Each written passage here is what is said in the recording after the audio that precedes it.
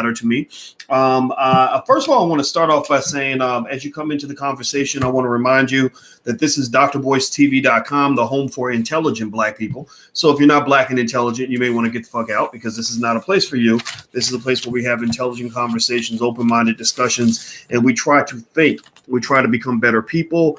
We like to have open minds, and we like to, grow. We like to grow. And so if you, and also we put Black people first. That's one really important thing about this platform that makes it different from anything else you're going to see out here, is that the only people that really matter to me are Black people. Doesn't mean other people are not important to their people, but my people are important to me, and my people are important to my people, and all this other stuff. So at the end of the day, if you believe Black people matter most, Black people should come first. The Black community matters first. Type B1 in the chat. Everybody, all the B1s, put the B1 in the chat. Let me know where you stand. Let me know what you believe in. Type B1 in the chat. Also, shout out your city that you're coming from. I'd like to see what cities you're coming from. And also, before we get started, hit that thumbs up button. Please hit that thumbs up button. Thumbs up, thumbs up, thumbs up. Subscribe. Hit the notification bell so you'll be notified when we go live, because you guys know that we deliver in a way nobody else does.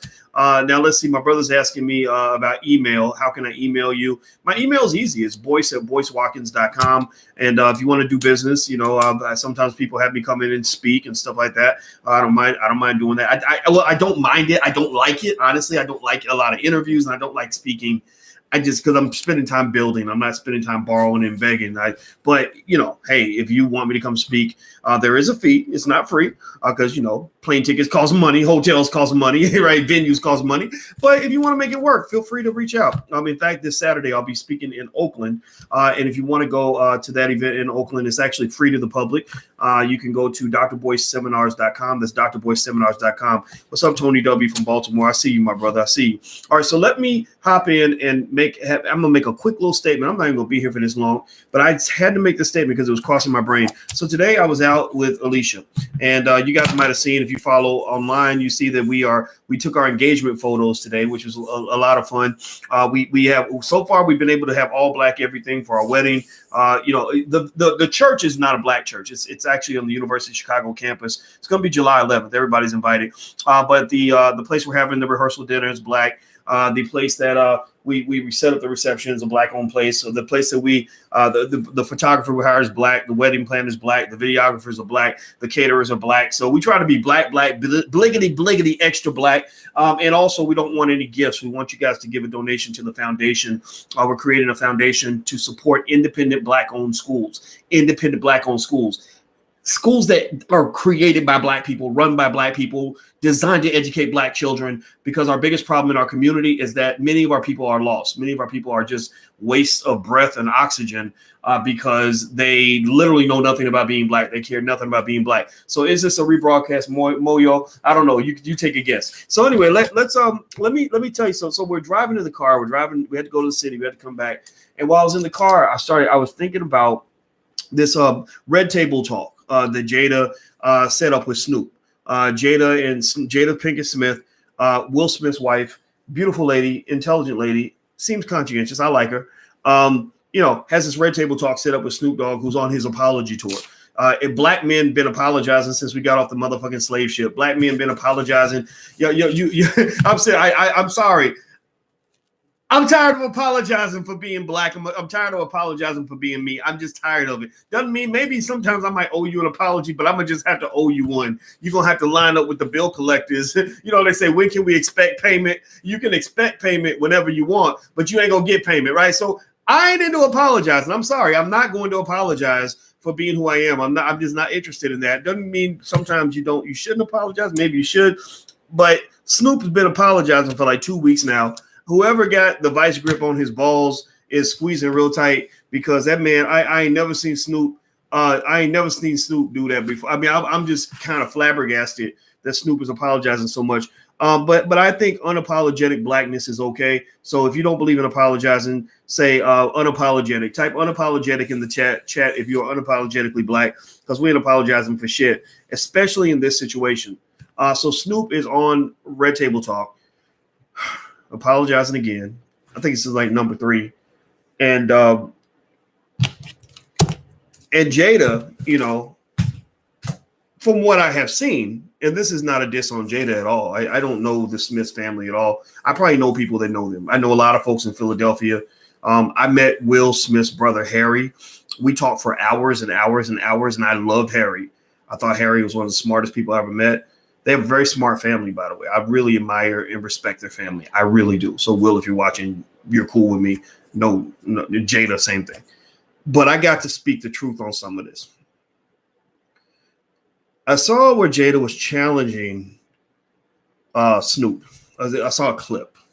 So Jada's challenging Snoop on his comments about Gayle King, where he called her a dog head, blank and blank.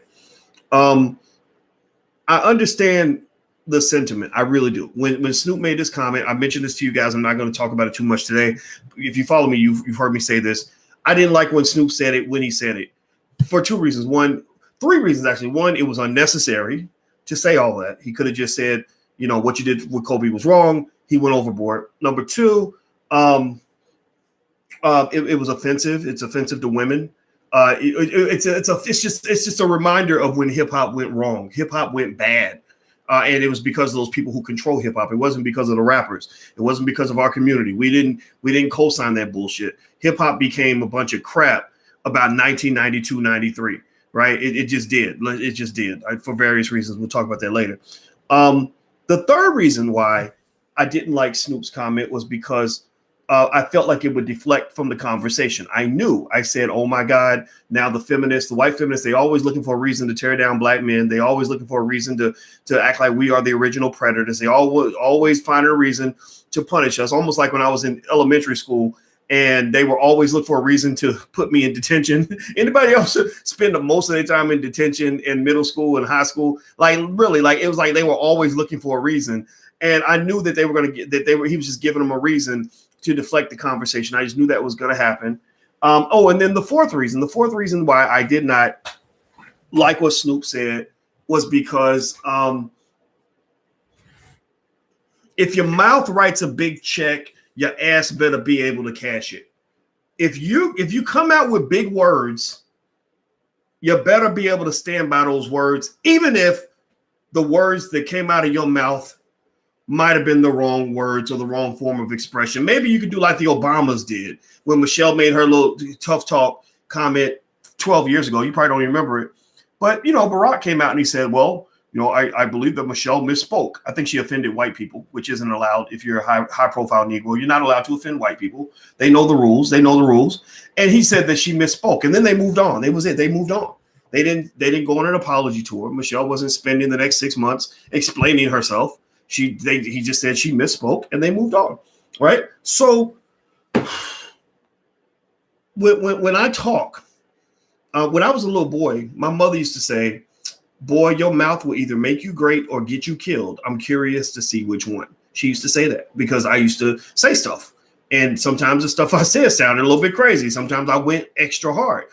And one thing I learned a long time ago, and I think Snoop might have known this, I don't know. But one thing I learned a long time ago is anything that comes out of my mouth, I need to be ready to stand by it.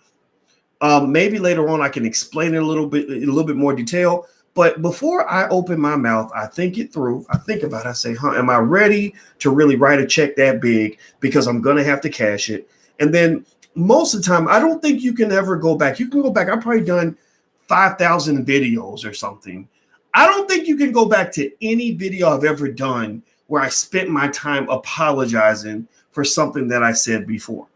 Right. It doesn't mean I haven't thought it through and said, boys, that was crazy. You shouldn't have said it that way. Next time, say it different. I've had those conversations with myself, but that apologizing, you never see me really do that. And it's not because apology isn't called for in some situations. Right. Like apologizing to my woman. I'll apologize to my woman. If I hurt my woman, I'll apologize to her because I love that black woman. Love her like nobody's business. But when it comes to stuff like this, serious political commentary, you can't backpedal. Like, for example, somebody brought up Lizzo. I see you brought up Lizzo in the chat. I'm glad you brought up Lizzo.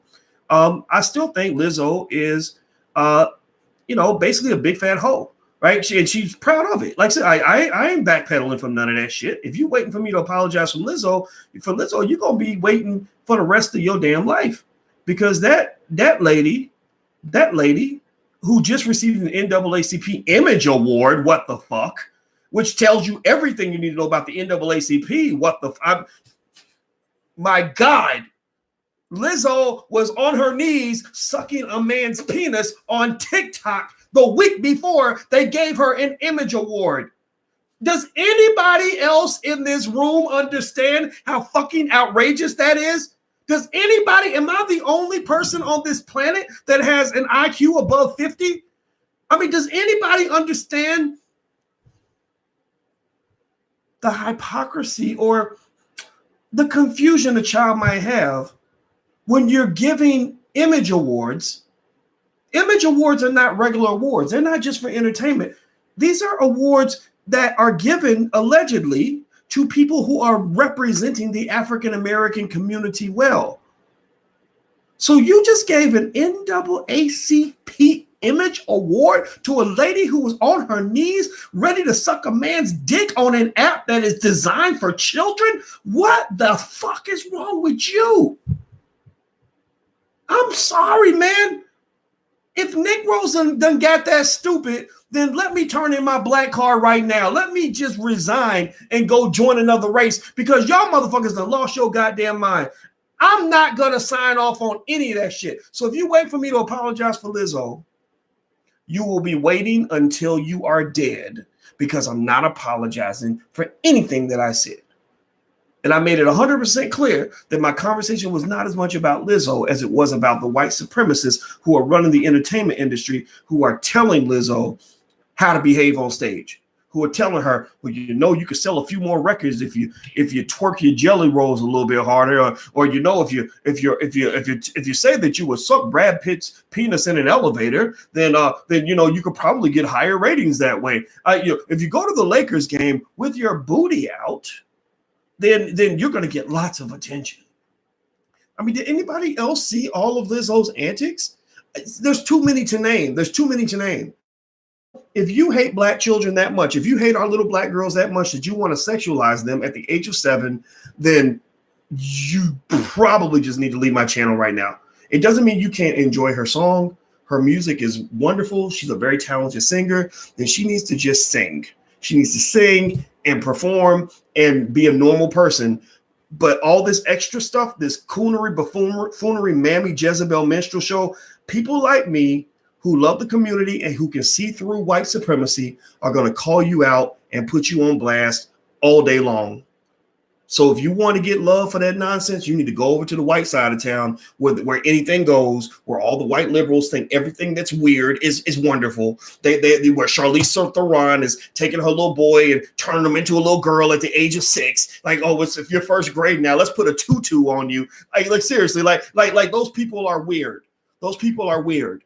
So I'm sorry. I'm not. No. You triggered me with the Lizzo thing. You brought that comment up. It was in there. I was talking about something else. I saw that Lizzo. I said, no, wait, what am I? I'm apologizing. No, if I apologize, it's going to be for something else. It ain't going to be for Lizzo. If anything, I should apologize for not being clearer in my statement or not going harder sooner on the issue. I don't, man, y'all need to leave me alone.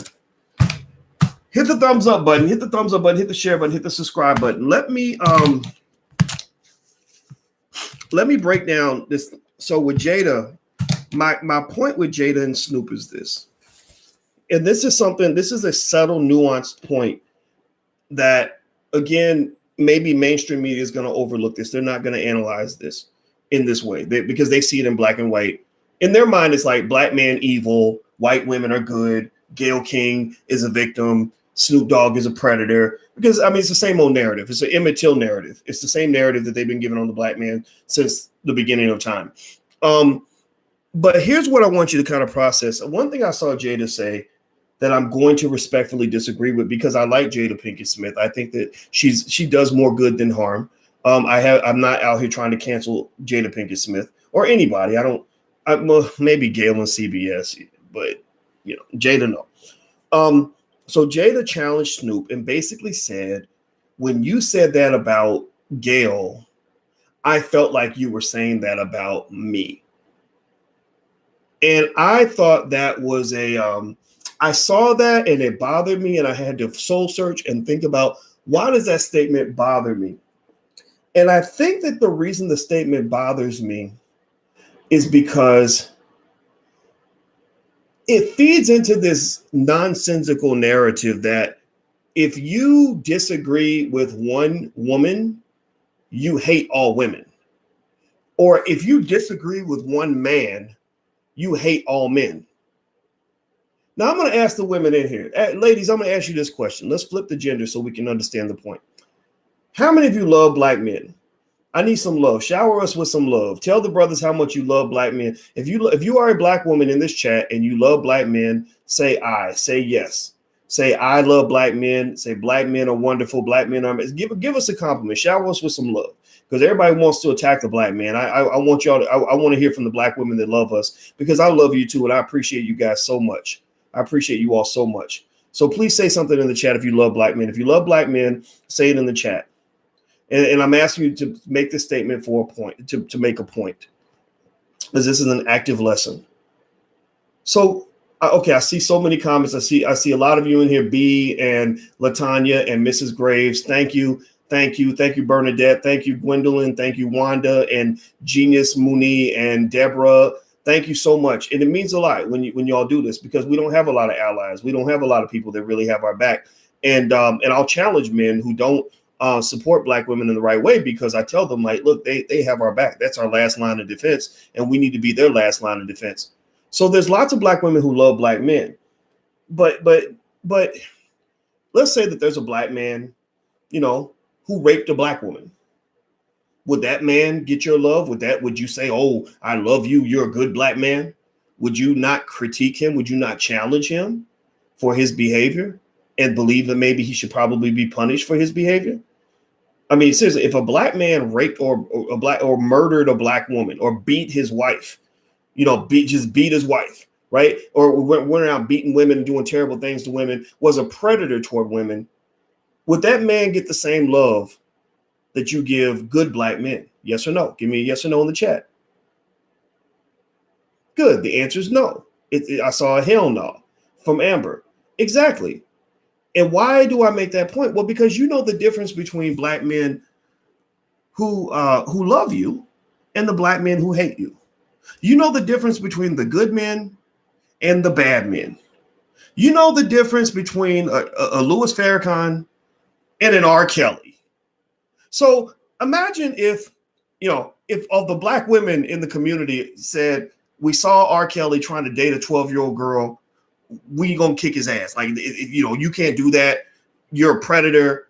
You're a doghead piece of shit, whatever, right? And imagine if I came along, or Louis Farrakhan came along and said, well, when you said that terrible thing to R. Kelly, I felt like you were talking about me. When you called R. Kelly a predator, I felt like you were calling me a predator. How stupid would I sound if I said something like that? That if I said, and I'm using R. Kelly as an example, because I'm sorry, I know y'all, I know there's a conversation, there's a nuanced discussion about R. Kelly, but I'm sorry, I got done. I was done with R. Kelly back when the Leah situation went down, when that first set of tapes was discovered in 2003. I was done with Kelly back then, because I'm not down for predatory behavior toward little girls. I'm sorry. You got to go to another channel if you want to get support on that kind of behavior. I just don't support it at all. So my point is to say that Gayle King is basically the female version of what a male predator would be. Gayle King, the only difference between Gayle King and the male predators, the uncles that molest little girls in the neighborhood, or the men who rape women in your community, or the men who kill other black people in your community, the only difference between Gayle King and a male predator is that Gayle King is worse than a male predator, because a male predator can only rape one woman at a time. Right? A male predator can pretty much only harm usually one person at a time. Gayle King, just with the power of her platform, can ruin the lives of millions of black men all at once. Gayle King won't just get you set up to get raped once. Gayle King get you sent to prison falsely when you didn't even do anything, and where you get raped 500-600 times. A lot of black men have gone to prison and been raped 600-700 times. Now, I know one rape is bad, But 700 rapes, I imagine, is worse than one rape. I imagine getting raped 700 times is worse than being raped once. Not that we're comparing trauma, right? I imagine after the first one, maybe there's something that maybe you get used to. I don't know. I don't think you do, but whatever. But I imagine getting raped 700 times is worse than getting raped once. And so what you got to understand is that when Gayle King, let's go full circle here. When Gayle King gets on TV and is talking about an innocent black man, where there's no evidence that he did anything to anyone, and talking about him as if he even might be a rapist, you are walking on very dangerous territory where you are doing significant harm to other people. Now Kobe's gone. They can't go lock him up from the grave. But this sort of talk, just the idea, just the fact that Gayle is using her platform to co-sign on this specific ideology that black men should be sent to prison with no evidence, it's affecting millions of men who are like Albert Wilson, the young college student who could not defend himself, who are being sent to prison even though there's no evidence that they committed a crime against anybody. They're being sent to prison on the words of a Becky. At Ohio State right now, there's the two brothers that apparently slept with the girl or whatever. She was at the house and something happened, and she went and told them that these things happened. And here's what's crazy. In that particular case, they've got her on video saying that it was consensual. She said, no, the video, they made me do the video, which is possible, but there's no proof of that, right? And then one of the brothers took a lie detector test, passed it with flying colors. So then they're like, oh, no, but lie detector tests can be manipulated. They're not. The other guy was like, I'll take a lie detector test. Any lie detector. It could be the CIA's best lie detector test that they got. I'll take that. They're like, yeah. But lie detector tests, sometimes they don't work.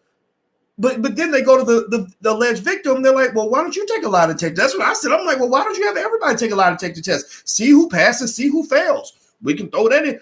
Well, no, we should just believe all women.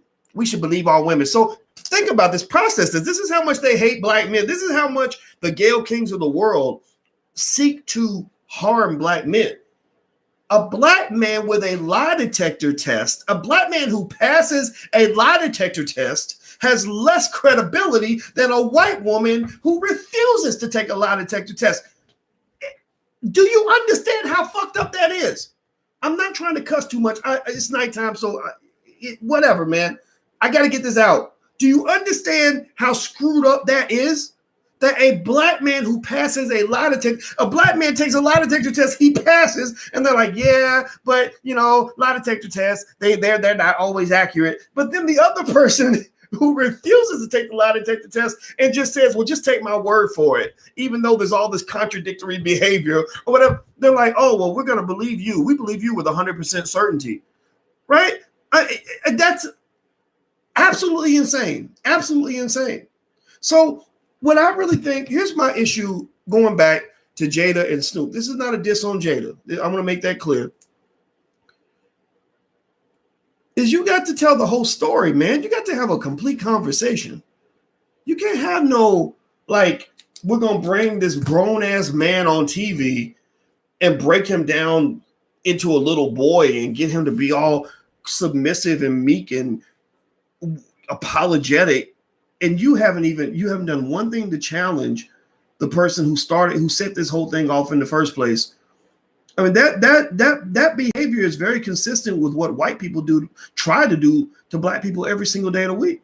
So what value are you adding to this very important conversation? So I'm not saying that Jada isn't going to do that. Maybe Jada's going to do that. I'm trying to get myself up to watching the Red Table thing. I know that she's trying to promote it. That's why she was putting out the clips and all that. But I'm just kind of sick of this, man. I'm just sick of this. I'm sick of like people ignoring big blatant elephants in the room. You've got big elephants of truth right there in the room, and you're stepping right over the elephant and stepping into the shit. Like you're literally stepping right over this big old elephant. And black people are like, there's an elephant in the middle of the room. Here, the elephant in the room is Gayle King. Is anybody going to mention the elephant in the room? And you're ignoring at least 10 to 20 million people. I'm not going to say most black people, a lot of our people ain't got no damn common sense. A lot of us are lost. But you got millions of black people who are sitting here, who have common sense, who are sitting here saying, like, it's okay to talk about Snoop. We'll give you a license to talk about Snoop, but you got to talk about Gayle. How are you going to talk about Snoop and not talk about Gayle? How are you going to talk about the kid who retaliated and not punish the kid who caused the fight in the first place? You remember in school when they would do that, where somebody hit you and you hit them back and you the only one in detention? Well, that's going to piss you off. Like, that's going to make you mad. Like, you're like, wait a minute. Wait, this ain't right. This is not right. You're showing clear favoritism. And I'm not going for any of that, man. So I did this video because I want to speak for the people that don't have a voice. I want to speak for the people that have something to say that aren't being heard. I want to speak for the people that believe in fairness. And I'm not really asking people to show favoritism or to act like Snoop didn't go overboard. I explained, I gave you 4 reasons why I had an issue with what Snoop said in the beginning. I felt like I said, man, he's going to regret saying that. They're going to come he talking about, we going to come get you. I said, they probably going to come get him because this ain't going to work out well for him. But then at that point, you should be talking about Gayle. We've talked about Snoop enough. We've been talking about Snoop for a couple of weeks now. Why aren't we talking about Gayle? Gayle went on. Gayle's hosting. I think Gayle was the moderator on the Democratic Party debates. Like, she done moved on quietly. But no, you're talking about, you're harming black men. You're a predator. Gayle King, you are a predator. You are part of the predatory white supremacist forces that have served to incarcerate and destroy the black man since we arrived here on slave ships. And by all power invested in me by intelligent black people around the world, I rebuke you, ma'am. I rebuke you because your behavior is absolutely unacceptable. And I cannot forgive until you apologize. And even then, I might not forgive unless you make things right. If you don't rectify this, then you have no value in this space. And I'm sorry, but that's just how it's going to be, because I love my people too much to let this nonsense go on. So I'm going to go hit the thumbs up button, guys. Thank you for listening to me. I appreciate you giving me a chance to express that point of view. Feel free to leave your comments. I want to remind you all also, tomorrow, Monique the comedian is coming back on drboystv.com. So she'll be here. I think it's 2:30 p.m. Eastern. So if you want to come by and say hi to Monique, you can, or you can watch the recording. But I'm sure she's going to have a lot to say about Oprah and Gayle. Like, I'm kind of looking forward to that. And also, I'll be in Oakland speaking Saturday. So if you want to learn more about Oakland, you can go to drboyseminars.com. That's drboyseminars.com. And if you want a free e-copy of my book, It Takes a Village to Raise the Bar, you can go to drboycewatkins.net. That's drboycewatkins.net. So on your way out, everybody, right now, please hit that thumbs up button, hit the notification bell, hit the subscribe button. Please help us grow this platform because, really there aren't too many voices out here that are really speaking the truth. And I just want to be one of them. So take care, guys. And I appreciate you very much. And I love you, Felicia. That's my grandmother's name. Thank you. And I'll see you guys soon. Take care. Peace.